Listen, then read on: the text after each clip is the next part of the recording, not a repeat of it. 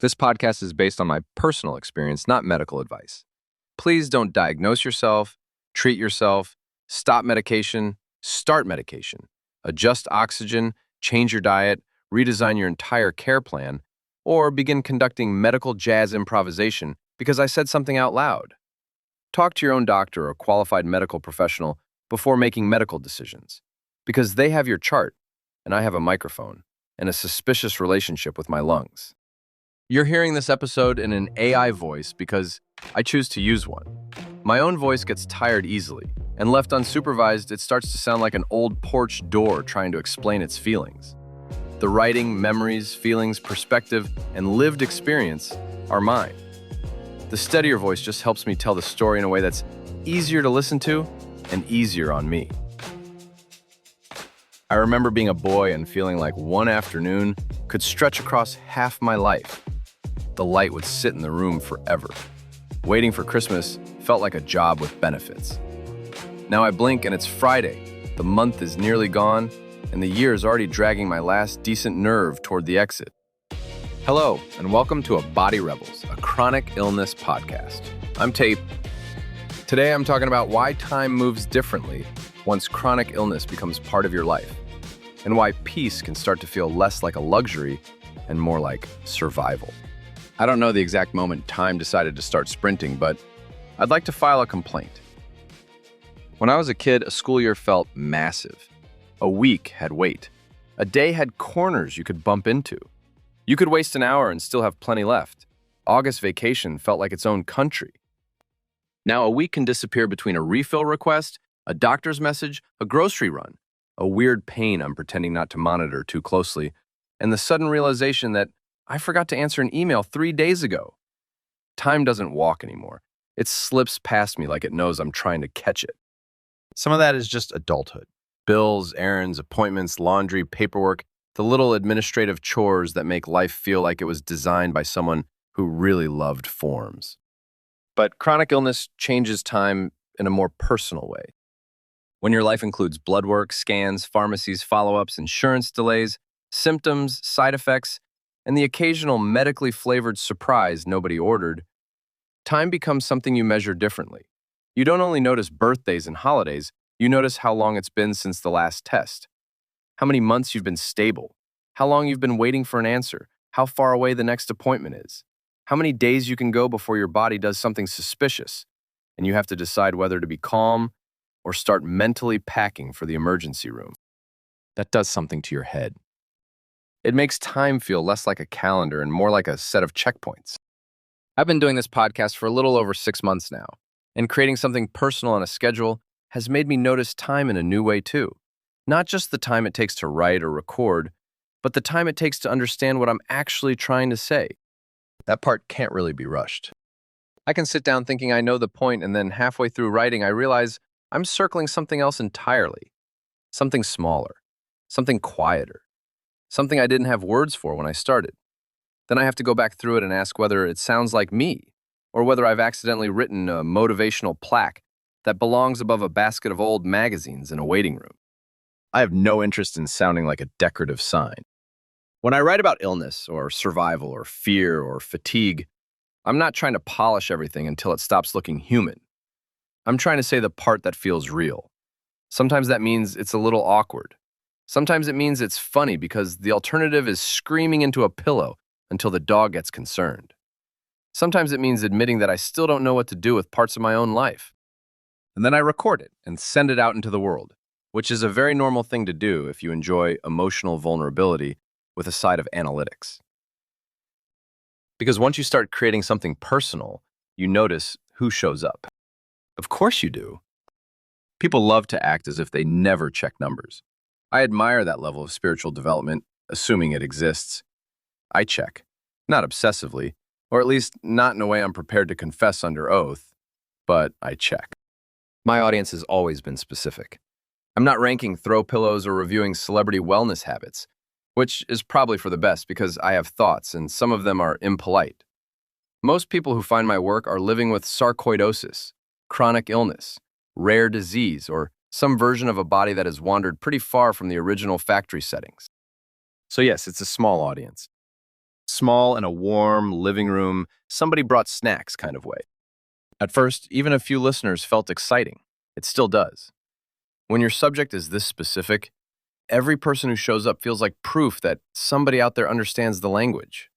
Not just the words, but the rhythm behind them, the waiting, the adapting, the way you can be making dinner, answering a message, checking the calendar, and quietly keeping one ear tuned to your own body, like it might interrupt at any second. That's a very particular kind of multitasking. Over time, the numbers grew. Not into anything glamorous. Nobody has offered me a media empire, which is rude but understandable. Still, the growth surprised me.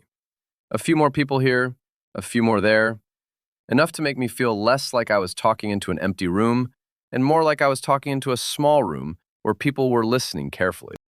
Then one day last month, I checked the stats and saw 156 hits in a single day. For some people, that's breakfast. For me, that was a lot. I stared at the screen for a second, waiting for it to explain itself. Did the algorithm trip over me by accident? Did someone share an episode? Did a highly organized committee of tired people decide this was the day? Naturally, I went straight to the report. When something connects, you want to know why. Part of that is curiosity. Part of it is ego, wearing a tasteful sweater and pretending to be market research. And part of it is practical. If you're trying to reach people who feel alone in their illness, you pay attention to what helps them find you. So I looked at what people clicked, and the word that stood out was peace. Just that. Peace. Not a complicated medical term, not a diagnosis, not some symptom phrase that sounds like it should arrive with a bill. Peace. I sat there looking at that word, and for a moment, the whole room felt quieter. People were searching for peace. And of course they were. When your life is shaped by appointments, medications, uncertainty, fatigue, flare-ups, side effects, fear, waiting, and the regular comedy of trying to get a human being on the phone at an insurance company, peace starts to feel practical. Not fancy, not optional. Practical. Peace becomes the thing you want underneath everything else. Not a perfect body. Not a perfect life. Not some cinematic ending where every lab result behaves, every scan looks beautiful, and I walk into the sunset with a soundtrack and suspiciously good lighting. Just a little quiet in my mind. A little less bracing. A little more room to breathe without feeling like I have to wrestle the whole day before I've even had breakfast. When you live with illness long enough, peace stops sounding like something embroidered on a pillow. It becomes the meal. It becomes the thing that lets you keep going without grinding your teeth down to architectural dust. I know what it feels like to resist everything. I know what it feels like to wake up already annoyed at my body before it has even done anything new. I know what it feels like to look at a calendar and see appointments instead of weeks. I know what it feels like to want answers, want control, want certainty, and then have life hand me another form to fill out instead. It's exhausting. And after a while, you have to ask where all that resistance is going. Because some things do need a fight. I know that. When something is wrong in my body, I have to speak up. I have to ask questions. I have to follow the thread. I have to push when the system is slow or dismissive or apparently held together with printer toner and ancient passwords.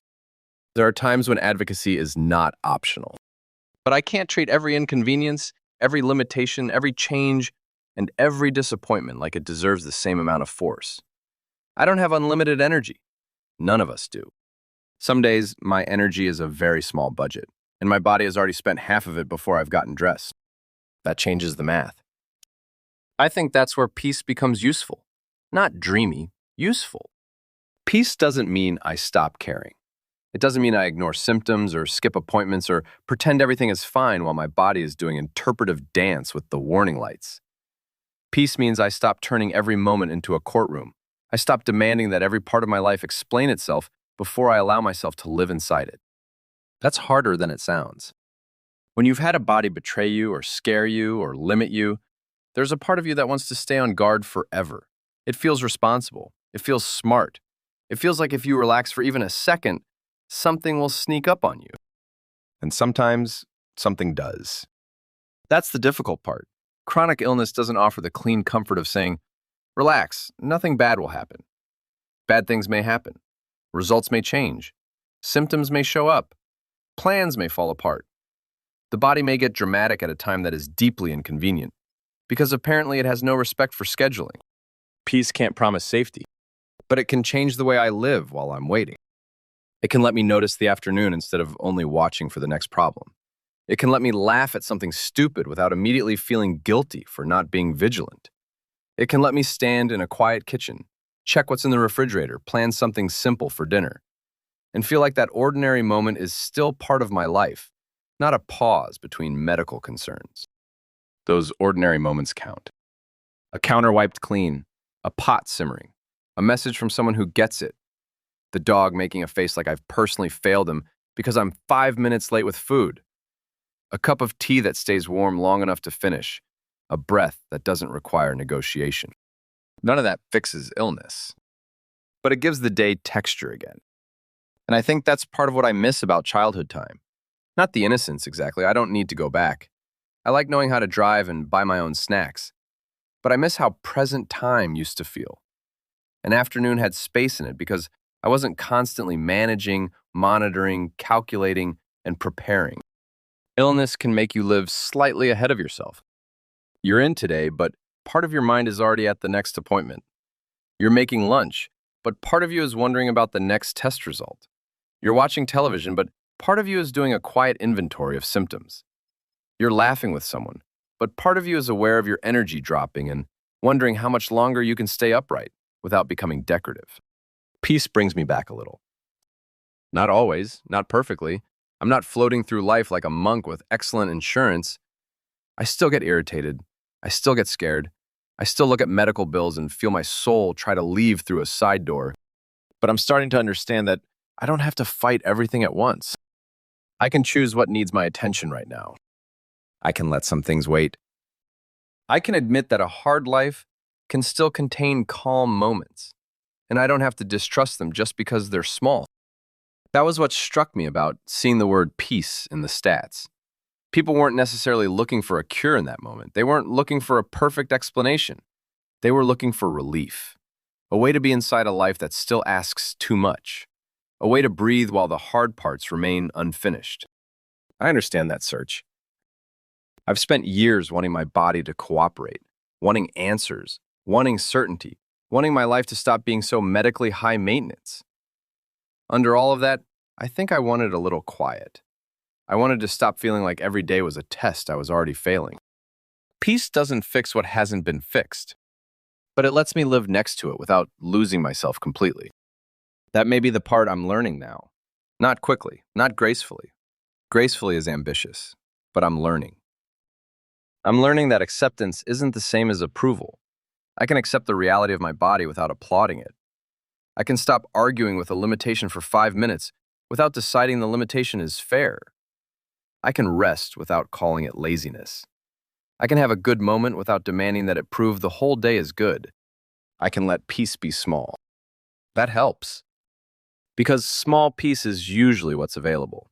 It's not always a grand revelation. Sometimes it's closing the laptop before I start refreshing numbers again. Sometimes it's choosing not to chase every anxious thought down the hallway. Sometimes it's sitting still long enough to feel my own breathing without turning it into a medical review. Sometimes it's letting the day be imperfect without treating that imperfection as a verdict. That's where I'm trying to live more often. Not in denial, not in some shiny, edited version of chronic illness where everything becomes meaningful because the lighting is good. I mean the real version, the one with fatigue, delays, awkward symptoms, dark humor, stubborn hope, and the occasional need to mutter something unprintable at a prescription bottle. That version still deserves peace. So if time feels like it's moving too fast and your life feels packed with appointments, responsibilities, worries, and tiny emergencies wearing tap shoes, I hope you get a moment today that doesn't ask anything from you. Not a perfect moment, just a real one. A quiet breath, a warm drink, a message from someone kind. A few minutes where your body is still complicated, your life is still unfinished, but you aren't fighting every piece of it at the same time. For me, that's where peace begins. Not as a cure, not as a slogan, just as a little space inside a life that can feel crowded by illness, time, and everything's still waiting to be handled. And for now, I'll take that space when I can get it. I'll take the quiet minute.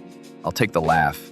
I'll take the ordinary afternoon that doesn't announce itself as important until later, when I realize I was able to breathe through it. I'm Tate, and this is A Body Rebels, a chronic illness podcast. Thanks for being here. You're welcome to visit abodyrebels.com, where you can leave a review, send me a message, or leave a voicemail for the show. Please know I'm not able to respond to solicitations, sales offers, guest pitches, or promotional outreach. And if you'd like to do something tangible to help people living with sarcoidosis, please consider making a donation to the Foundation for Sarcoidosis Research, or FSR, at stopsarcoidosis.org. I'll also put a link in the show notes. Before I let you go, I need to make my small pronunciation complaint for the day. It's sarcoidosis, not sarcoidosis. Sarcoidosis. Koi, like the fish. Except the fish gets a pond and I got medical appointments. After 20 years of living with this disease, hearing the name mangled has become a very specific pet peeve, and I've decided to accept that about myself. And if you enjoyed this podcast, please follow the show, share it, and leave a review on Apple Podcasts. New episodes drop every Tuesday and Friday.